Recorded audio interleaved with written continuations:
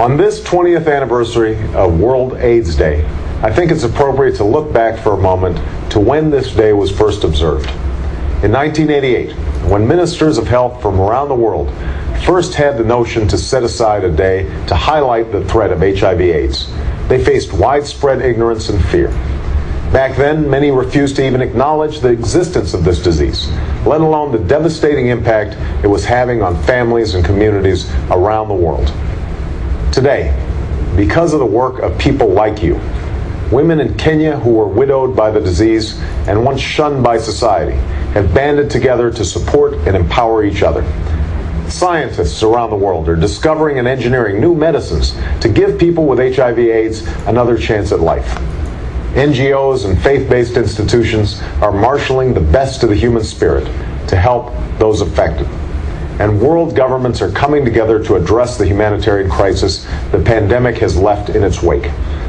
I salute President Bush for his leadership in crafting a plan for AIDS relief in Africa and backing it up with funding dedicated to saving lives and preventing the spread of the disease.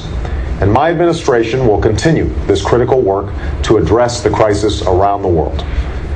But we must also recommit ourselves to addressing the AIDS crisis here in the United States with a strong national strategy of education, prevention, and treatment, focusing on those communities at greatest risk. This strategy must be based on the best available science and built on the foundation of a strong healthcare system. But in the end, this epidemic can't be stopped by government alone, and money alone is not the answer either. All of us must do our part. This year's slogan, "Stop AIDS, Keep the Promise," is a timely one.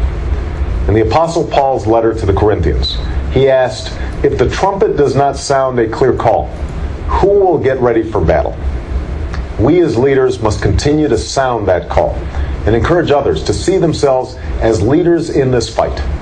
And we must reaffirm our own commitment to confront and defeat this disease once and for all. Thank you for your extraordinary work that each of you do every day. I'm humbled by your devotion to this cause and look forward to working with you and new partners in this effort in the years ahead. God bless you all.